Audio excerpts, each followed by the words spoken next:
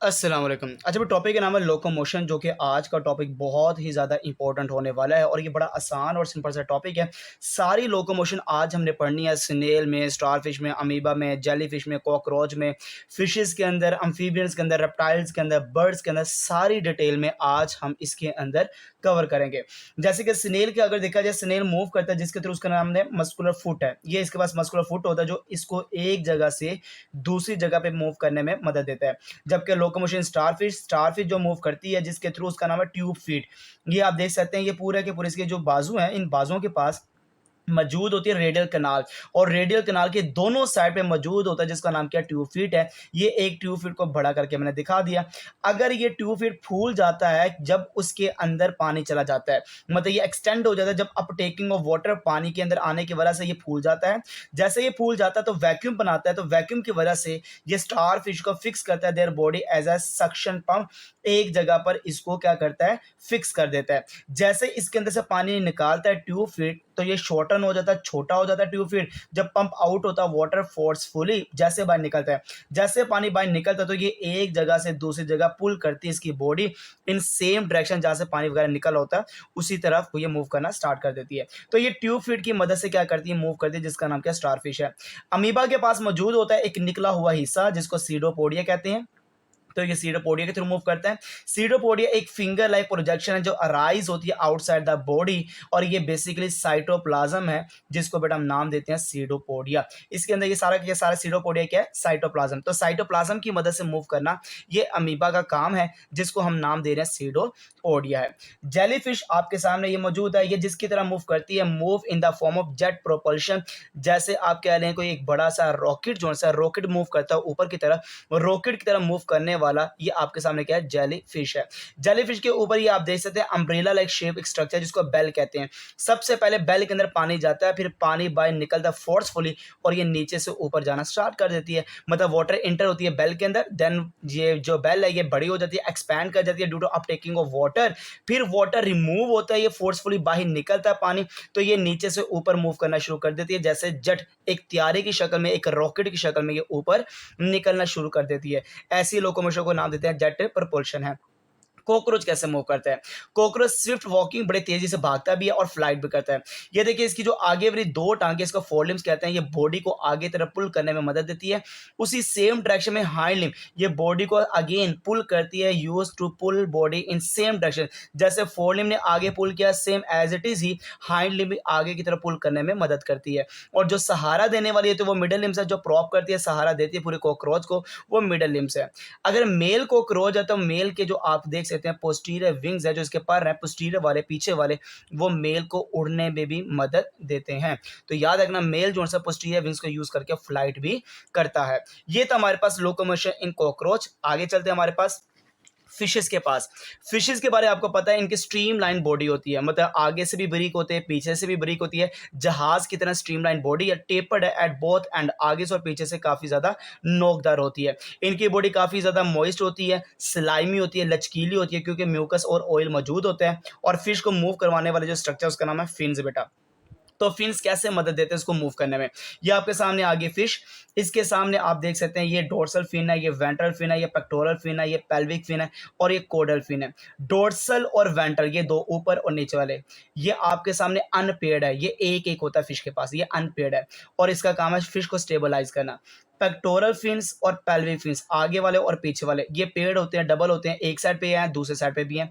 इनका काम है फिश को बैलेंस करना और स्टेयरिंग, एक तरफ से दूसरी तरफ मुड़ने में मदद देना। बैलेंसिंग और स्टेयरिंग में ये दो का काम होता है। कोडल फिन्स ये पीछे वाले जो टेल होती है, ये कोडल फिन्स होती हैं, याद रखना ये अनपेड है, ये भी एक होता है। ये आगे की तरफ धकेलने में, पुलिंग बॉडी फॉरवर्ड करने में जो मदद देता है उसका नाम क्या है, कोडल फिन्स है। अक्सर फिशेस के पास होता है स्विम ब्लैडर, जैसे कि बोनी फिश है। अगर पानी के अंदर बगैर फिन्स के नीचे से ऊपर आना है, जो बायोन्सी इन द वाटर में मदद देता है, is maintained by the specialised structure. उस स्पेशलाइज्ड स्ट्रक्चर का नाम क्या है, स्विम ब्लैडर। ये आपको नजर आता है बोनी फिशेस के पास है। अम्फीबियंस आपको पता है, ये फ्रॉग वगैरह ये व्रीगल रेंगते भी हैं, प्रोपल भी करते हैं। व्रिगल का मतलब व्रिगल अलोंग द बेली, पेट की मदद से ये ग्राउंड के ऊपर व्रिगल करते हैं, रेंगते हैं। कुछ अम्फीबियंस, कुछ ऐसे होते हैं जिनकी बॉडी अपने टांगों के ऊपर उन्होंने उठाई होती है और वो चलते फिरते प्रोपल कर रहे होते हैं। एक ग्रुप हमारे पास अनोरा, उसमें आता है फ्रॉग और टोड, ये दो हमारे पास बड़े इंपॉर्टेंट मेंबर है जो अनोरा के ग्रुप के मेंबर है दोनों। ये बेसिकली इनके जो पीछे वाली टांगी है, हाइंड लिम्स, काफ़ी ज़्यादा ये इनकी मदद से मूव करते हैं, जो कि काफ़ी ज़्यादा स्ट्रॉन्ग होती है।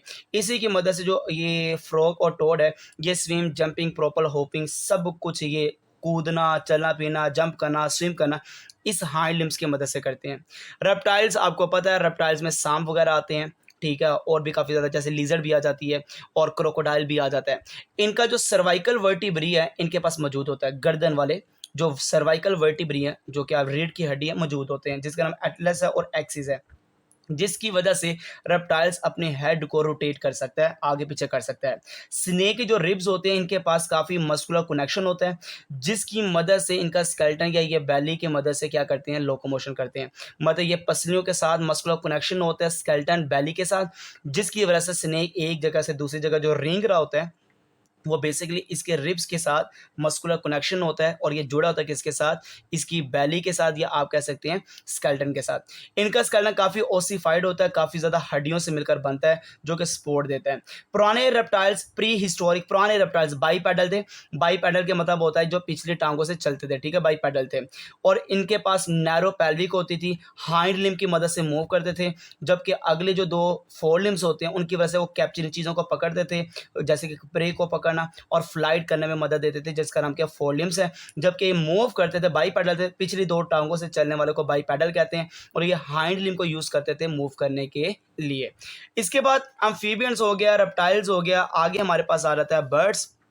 बर्ड्स, आपको पता है इनका वजन काफ़ी कम होता है। इनका स्केलेटन के पास लाइटर बोन्स होती हैं ड्यू टू लाइटर वेट। इनका वजन बड़ा कम होता है क्योंकि इनके पास हल्की खोखली हड्डी मौजूद होती हैं। जो बर्ड्स होते हैं, इनके जो आगे वाले जो आपके लिए फोर लिम्स हैं, वो मॉडिफाई हो चुके हैं, विंग्स में पर बन चुके हैं, और पर आपको पता है फ्लाइट में मदद देते हैं। इनकी जो स्टर्नम है, जो छाती की हड्डी है, चेस्ट बोन स्टर्नम, वो कील में मॉडिफाई हो चुके हैं क्योंकि वहाँ पे मसल्स अटैच होते हैं। इनकी बॉडी कवर्ड होती है परों से, और परें जो पर होते हैं, ये प्रोवाइड करते हैं इंसुलेशन। दो तरह से भाई जो बर्ड्स है वो उड़ते हैं, या पैसिव फ्लाइट करते हैं या एक्टिव फ्लाइट। पैसिव फ्लाइट का मतलब है ऐसे बर्ड्स जो कि आप देख सकते हैं पैसिवली ग्लाइड करते हैं, बगैर परों को मारे हवा में उड़ रहे होते हैं, ऐसी फ्लाइट को कहते हैं पैसिव फ्लाइट, जो ग्लाइडिंग करते हैं। और जो फड़फड़ाते हैं फिर उड़ते हैं, जैसे चिड़िया हो गई, जैसे कबूतर हो गया, जैसे तोता हो गया। तो बर्ड्स का फ्लाई करना थ्रू एक्टिवली फ्लैपिंग करना, ठीक है, परों को फड़फड़ाना, अपने परों को फड़फड़ा कर उड़ने वाले एक्टिव फ्लाइट कहलाती है। पैसिव फ्लाइट में याद रखना, जो बड़े बड़े ईगल हो गया, जैसे आप उकाब कह सकते हैं, इनके जो पर होते हैं ऐसे जैसे कि जहाज के पर है, एरोफॉइल के तौर पे काम करते हैं।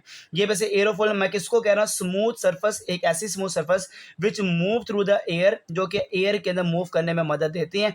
At an angle to the air stream, अपने परों के एंगल को चेंज करते हैं और अपनी डायरेक्शन को चेंज करते हैं। तो इनके जो पर होते हैं वो बड़े बड़े होते हैं, तो एरोफॉइल स्मूथ सरफेस के तौर पे क्या करते हैं, काम करते हैं। बर्ड्स गेन अपलिफ्ट, नीचे से ऊपर जाते हैं। ये सारा कुछ बेस करते हैं एंगल ऑफ विंग्स, जैसे अपना एंगल ऑफ विंग्स परों का एंगल को चेंज करती हैं, तो ये ऊपर से नीचे और नीचे से ऊपर मूव करना शुरू करते हैं। ऐसी फ्लाइट को पैसिव फ्लाइट कहते हैं। एक्टिव फ्लाइट में याद रखना, इनके पर छोटे छोटे होते हैं, ये जो एयर होती है इनके परों के पर बड़ी तेजी से क्विकली मूव करती है over the surface of wings, then lower surface, ऊपर वाली सर्फेस से बड़ी तेजी से मूव करती है as compare to lower surface के लिहाज से, जिसकी वजह से इनको प्रेशर काफ़ी कम रिड्यूस होता है the top of the wings then lower side. तो इनका ऊपर प्रेशर काफ़ी कम होता है, नीचे ज़्यादा होता है, जिसकी वजह से नीचे प्रेशर ज़्यादा होने की वजह से, पर के नीचे प्रेशर ज़्यादा होने की वजह से ये गेन करते हैं, आप लोग नीचे से ऊपर मूव करना शुरू करते हैं। तो मगर ये याद रखना, फ्लैपिंग करने वाले एक्टिव हैं, ग्लाइडिंग करने वाले कौन होते हैं, पैसिव, जो कि फ्लाइट होती है। मैमल्स की लोकोमोशन में तीन मैमल्स है, प्लांटीग्रेड, डिजिटीग्रेड और अंग्यूलीग्रेड। प्लांटीग्रेड वो मैमल्स होते हैं जो अपनी हथेलियों पे चलते हैं, मूव थ्रू पाम्स, अपनी हथेलियों पे, अपने पंजों पे चलने वाले, ये प्लांटीग्रेड, जैसे मोंकी, एप्स, ह्यूमन बींग आ गया। डिजिटीग्रेड वो होते हैं जो मैमल्स मूव करते हैं डिजिट्स, आपको पता होगा, जैसे कि रोडेंट्स हैं, चूहे वगैरह हो गए, गुलहरी होगी, इनके डिजिट्स होते हैं। तो डिजिट्स के ऊपर मूव करने वाले, जैसे आप कहते हैं ना, जो अपने पंजे नहीं कह सकते, उनका जो होता है ना आगे वाला जो हार्ट होता है, वहाँ पे छोटे छोटे से ब्लैक कलर के स्पॉट होते हैं, डिजिट्स, गूगल कर लीजिएगा, वैसे आपको पता लग भी जाएगा। वैसे मैं अगर बनाना चाहूँ तो यहाँ बना देता हूँ, ये कुछ ऐसा इनके हाथ होते हैं, ठीक है। तो यहाँ पे ये ऐसे होते हैं, बिल्ली के भी ऐसे ही होते हैं, ठीक है। ये डिजिट्स के ऊपर चलने वाले डिजिटिग्रेट होते हैं। अंगुलीग्रेट आपको पता है, जैसे बकरा हो गया, गायें हो गई, जैसे ऊँट हो गया, इनके जो पाँव होते हैं, ये अपने टॉय के ऊपर चलते हैं और वो हूफ्स में बड़े-बड़े पत्थर की तरह जो हूफ्स होते हैं, उनके ऊपर चलने वाले अंगुलीग्रेट हैं, जैसे गोट हो गया और काऊ हो गया। ये सारा लेक्चर मैंने अपलोड कर दिया भाईजान, सब कुछ मैंने यहाँ पे पढ़ा दिया आपको, ठीक है, लोकोमोशन इन मैमल्स के लिहाज से। एक रह गया इवोल्यूशन वाला, वो भी अपलोड हो जाएगा। बाकी अगला जो चैप्टर होगा वो हमारा होगा इकोसिस्टम वाला। यार इस चैनल को सब्सक्राइब करें, लाइक भी करें, शेयर भी करें, क्योंकि इसकी वजह से मुझे मोटिवेशन मिलती है और मैं अपलोडिंग करता रहता हूँ, ठीक है। तो इंशाल्लाह आगे सारे सेकंड ईयर के लेक्चर यहाँ पे अपलोड होंगे, सीक्वेंस के साथ आपको मिल जाएंगे। जज़ाकल्लाहुल खैर।